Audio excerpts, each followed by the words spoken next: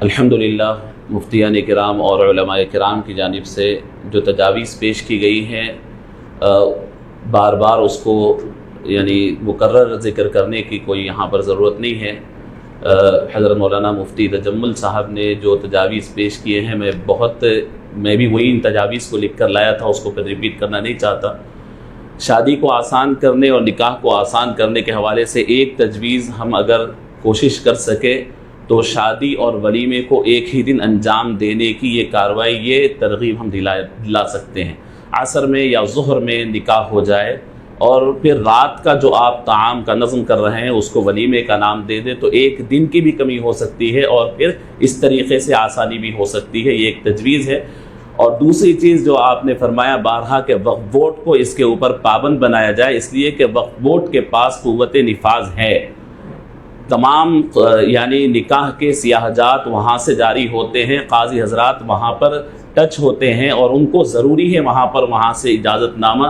تو ہم تمام کی تجویز اور باضابطہ طور پر وقف بورڈ کو جو یہاں پر طے ہو، جو مسلم پرسنل لا بورڈ کی جانب سے طے ہو، متفقہ طور پر دے کر وقف بورڈ اگر وہاں سے پابند کرتا ہے قاضی حضرات کو، اور پھر ایسے ہی نکاح شادی خانوں کی جو انتظامیہ ہے ان سے ہماری ملاقات ہو کر ان سے اگر بات چیت ہو تو یہ کام بڑا آسانی سے ہو سکتا ہے۔ میں دوسرے موضوع کے اوپر غیر مسلم لڑکوں سے نکاح کے موضوع پر کچھ بات آپ سے عرض کرنا چاہتا ہوں۔ نکاح مسنون کے متعلق تو آپ نے سنا، اس موضوع سے متعلق میں اس لیے عرض کرنا چاہتا ہوں کہ سن 2002 سے ہم اس معاملے میں کام کیے ہیں اور پریکٹیکل طور پر فیلڈ پہ اتر کر کام کیے ہیں۔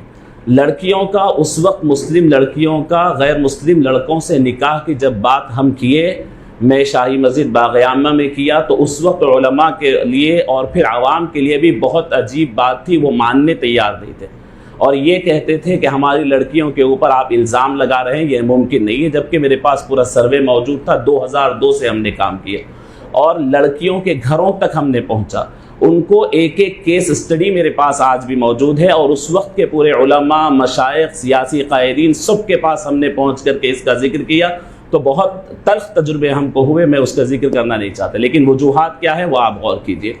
کوئی لڑکی مسلم گھرانے کی جس کے کان میں اللہ اکبر کی اذان دی جاتی ہو، وہ ایسے ہی اٹھ کے غیر مسلم کو اپنے آپ کو غیر مسلم کے حوالے نہیں کرتی، اس کے بڑے وجوہات ہیں۔ سازشیں اپنی جگہ ہے، کمزوریاں ہماری بھی اپنی جگہ ہے۔ مسلم لڑکیاں ہمیشہ تعلیم میں بہت اعلیٰ تعلیم حاصل کرتی ہے، تعلیم میں ٹاپر ہے۔ ایک لڑکی کا تجزیہ میں سناتا ہوں، وہ کہتی ہے کہ ہم اپنی پوری تعلیم کے درمیان ہماری کمیونٹی کے بچوں کو ہم نے دیکھا ہے کہ وہ غیر پابند ہوتے ہیں، غیر سنجیدہ ہوتے ہیں، ہر قسم کا چچوراپن ان کے اندر ہوتا ہے، کوئی کمٹمنٹ کی پابندی نہیں کرتے اور پھر وہ اپنی پوری زندگی لاٹھوری میں گزارتے ہیں، اور ہم لوگ پنکچوئل اچھے پابندی سے پڑھنے والے ہیں۔ تو اب جن کے ساتھ ہم اپنی بینچ شیئر نہیں کر سکتے ان کے ساتھ ہم زندگی کیسے شیئر کریں، یہ بچیوں کا تجزیہ ہے۔ زندگی کیسے، وہ سنجیدہ ہی نہیں ہے۔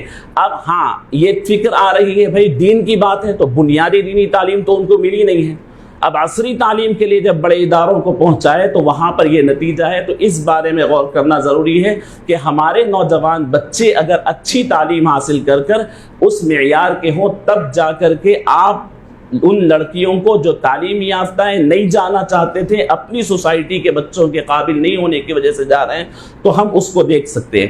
دوسری اہم بات یہ ہے کہ میڈیا کی بڑی ذمہ داری ہے۔ میڈیا کرتے یہ ہے کہ وہ غیر مسلم لڑکے کے ساتھ لڑکی چلے گئی یہاں تک بتا کر ختم کر رہی ہے، ادھوری کہانی ہے۔ میں میڈیا کو ہم تمام میڈیا سے مطالبہ کریں کہ آپ 4 سے 8 کیسز لیں اور پوری کیس اسٹڈی کریں۔